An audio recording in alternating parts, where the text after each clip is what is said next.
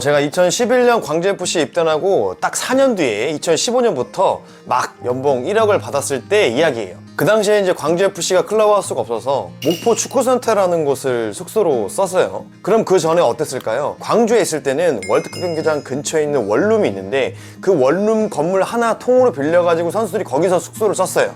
지금이야 뭐 광주FC가 클럽하우스도 있고 하지만 그 당시엔 구단이나 선수나 좀 배고픈 시절이었어요. 여튼 연고지는 광주인데 목포로 숙소를 옮긴다고 해서 선수들이 좀 많이 걱정을 했죠. 왜? 운동하는 거 빼고 진짜 거기 아무것도 없거든요. 진짜 아무것도 없어. 뭐 운동장, 헬스장, 식당, 밥 먹는 거 빼고는요 딱 그거밖에 없어요. 아니 운동선수가 그 정도면 됐지 뭐 배부른 소리 하고 있네 라고 하실 수 있지만 제가 누누이 말씀드리죠. 축구도 결국 사람이 하는 거기 때문에 어느 정도 편의시설은 있어야 오히려 축구가 잘 됩니다. 근데 만약에 뭐 2주 전지훈련이다 그럼 뭐 걱정 없겠지. 뭐 2주 바짝 훈련하고 나서 그 다음에 일상으로 돌아오면 되니까. 근데 거긴 한 시즌을 보내야 되는 거잖아요. 이게 결코 쉽지 않다는 거죠. 특히 그 당시 저는 차가 없어가지고 더 걱정을 많이 했었어요. 어딜 가질 못하니까. 근데 친구 중에 그 당시에 그 친구가 아반떼가 있다는 거야. 뭐 나이도 똑같고 또래들끼리 뭐 그 친구 차 타고 많이 나갔어요. 나가서 뭐 하는 거 없어. 뭐 있겠어요. 남자들끼리 나가서 목포 시내 가가지고 뭐 설빙이나 좀 먹고 뭐 PC방이나 좀 가고 볼링 치고 뭐 그랬죠. 그런데 이 차가 있다 보니까 조금만 시간 되면 잠깐이라도 나가려고 그래. 오히려 내가 차가 없으니까 그 친구 시간 될 때 막 어떻게든 나가려고 막 한 거죠. 근데 어느 날 이제 카드 내역서를 딱 봤는데 이게 어떻게 된 거야? 광주에 있을 때보다 더 많이 쓰고 있더라고. 이거 어떻게 된 거야? 그러다가 친구가 부상 때문에 집에 간 거예요. 그럼 차가 없겠죠? 그러니까 급격하게 돈을 안 쓰게 되더라고.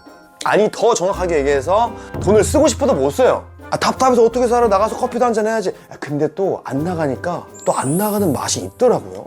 책도 좀 읽을 수 있고 뭐 산책도 좀 나가고 여러 가지로. 제가 그때 느낀 게 뭐냐면 이 돈 쓰는 것도 환경이 되게 중요하구나 이걸 느꼈어요. 우리가 연봉 1억 정도 되면 아반떼 정도는 살 수 있지 그쵸? 예. 당연하잖아요. 근데 이 중요한 거 뭐냐면 이 아반떼를 사잖아요. 이 아반떼만 나한테 오는 게 아니더라고. 이 아반떼가 가지고 오는 여러 가지 환경들이 같이 오더라고. 알고 보니까 내 삶에 들으면 어떻게 돼요? 내가 갈 수 있는 범위가 급속도로 넓어져요. 네. 이 아반떼만 나한테 와요? 아니야. 아반떼가 갈 수 있는 이 환경이 같이 오더라. 그 말이 뭐예요? 내가 차가 없을 때 소비할 수 있는 범위보다 이 범위가 엄청 커지는 거예요. 연봉 한 6,000원에서 한 1억 받으면 당연히 아반떼 살 수 있죠. 당연히. 얼마나 좋아요. 아반떼 가성비 좋고. 근데 중요한 건 뭐예요? 이 아반떼가 가지고 오는 소비의 환경이 달라진다는 걸 알아야 돼. 내가 만약에 이제 아반떼를 산다? 이 아반떼가 가지고 오는 환경을 예측을 하든 아니면 철저하게 본인을 통제하든 이 둘 중에 하나는 해야 돼. 근데 하지만 여러분 아시겠지만 본인 스스로 통제하는 거 정말 쉽지가 않죠. 특히나 나이가 어리면 어릴수록 더 그래요. 현대 뇌과학에 의하면 실제 우리 이성적 사고 판단하는 이 전두엽은요 만 25세가 되어야 완전히 성장을 한다고 합니다. 우리가 다 알듯이 우발적인 선택을 하는 것이 어떤 이걸 통제할 수 있는 능력 말하는 거예요. 근데 이 부위가 자라는 게 언제다? 만 25세. 우리가 다 알지만 만 26세 되면 자동차 보험료 깎아주잖아요. 그죠? 왜? 폭력적인 운전이 많이 감소하니까. 사고 위험률이 줄어드니까. 그리고 실제 우리나라 범죄 통계를 보더라도 만 26세 미만의 범죄자는요 주로 단순 우발 폭행이 많고요 만 26세로 넘어가면 이 똑똑한 이 경제사범 유지로 범죄가 많이 늘어난다고 하더라고요. 사기도 어떻게 해요? 똑똑한 놈이 해야 되니까 머리 써야 되니까. 다시 한번 오해하시면 안 됩니다. 차를 사라 마라 그런 거 아니에요. 차를 사면 이 내게 오는 환경이 달라진다 그걸 말하는 겁니다. 왜? 환경이 달라지면 소비도 달라지니까. 근데 우리 잘 생각해 볼까요? 어디 차만 그런가요? 내가 만나는 사람도 마찬가지잖아. 사람. 내가 가장 많이 만나는 사람에 따라 내 삶이 바뀌죠. 그죠? 근데 그 사람은 내가 어떤 장소에 있느냐에 따라 그 사람은 바뀌죠. 근데 그 사람은 내 옆에 왜 있어요? 나랑 있으면 편하니까 있는 거야. 나도 그렇잖아요. 비즈니스 관계 만나는 거 빼고 그냥 아무 조건 없이 만나는 사람. 우리가 그걸 결이 맞다고 하잖아요. 그죠? 핀트가 맞는다. 혹시 내가 지금 현재 상태가 좀 뭔가 부정적이고 좀 냉소적이고 뭔가 시니컬한 상태다? 그러면 아마도요 내 주변에 대부분의 사람들이 나의 모습을 반영하고 있을 겁니다. 동시에 똑같아요. 내가 자주 만나는 사람의 모습도 내 모습에 반영되어 있어요.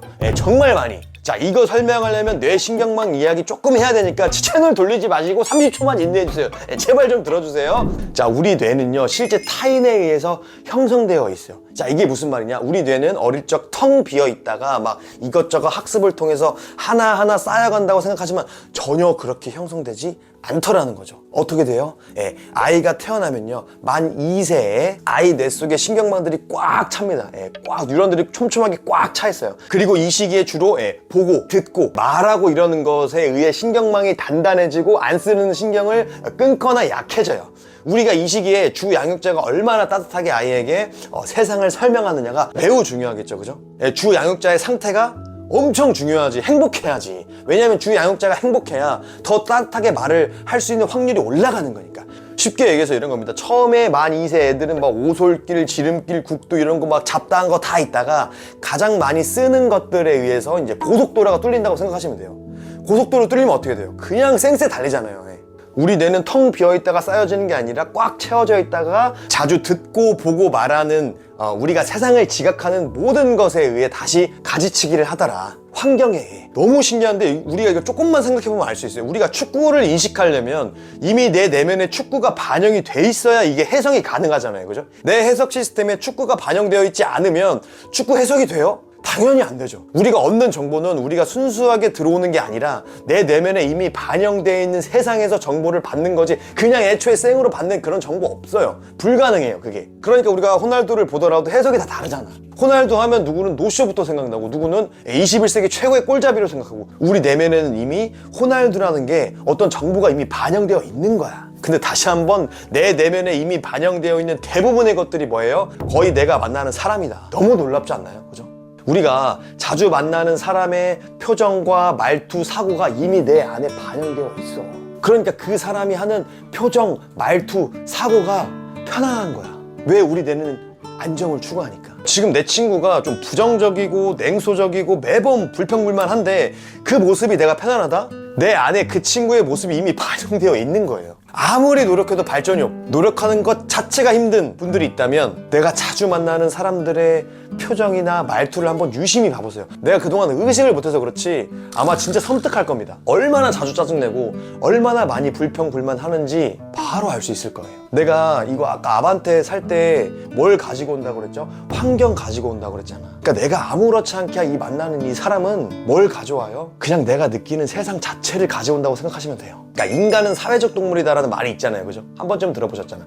우리 뇌가 딱 그냥 그렇더라고. 우리가 아무 생각 없이 만나는 사람 그 하나하나가 내 안에 이미 반영되어 있다는 게 저는 좀 많이 무섭더라고요. 네. 근데 그게 사실이야. 실제로 부정적 감정을 유발하는 편도체가 활성화된 사람을 보는 것만으로도 어느 정도 나도 활성화된다고 합니다. 그러니까 내가 짜증이 안 났어도 짜증나는 사람의 얼굴, 어떤 목소리만 들어도 어느 정도 짜증이 나요. 이 말은 뭐냐면 나는 곧 너고 너는 곧 나야. 나라는 것이 의미가 있으려면 너라는 사람이 반드시 필요한 거야. 그렇잖아요. 세상에 전부 다 나만 있어봐야 너라는 사람도 없고 그 단어 자체가 없어. 그럼 나라는 게 의미가 있나요? 없죠. 다 나밖에 없는데 나로서의 의미가 뭐가 있어? 무슨 필요야? 그런 단어도 필요 없겠지.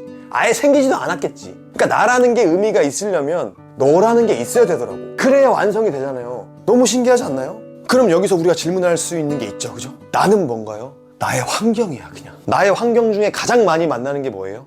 사람이다. 내가 바뀌고 싶다? 아마 환경을 바꾸는 게 아마 가장 빠른 방법일 겁니다. 소비를 줄이려면 소비를 할 수 있는 곳에 아예 안 가야 되는 것처럼. 자, 오늘 이야기 좀 어려운 것 같지만 하나도 어렵지 않아요. 자, 한마디로 뭐예요? 자, 아반떼가 내게 온다는 건 뭐예요? 아반떼가 가지고 오는 환경이 같이 온다. 이걸로 아주 깔끔하게 그냥 정리할 수 있을 것 같아요. 한 사람이 온다는 건 실로 어마어마한 일입니다. 그 사람의 일생이 오기 때문이죠.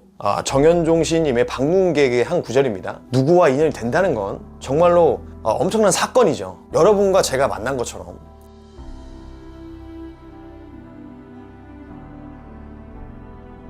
어떤 분이 최근에 이런 댓글을 달아주셨어요. 정말 왜 갑자기 제 알고리즘에 떴는지 모르겠고 제가 이 영상을 클릭했는지 모르겠지만 우연히 본 이 영상이 제게 이런 울림을 줄지 몰랐습니다. 좋은 말씀, 좋은 영상 감사드립니다.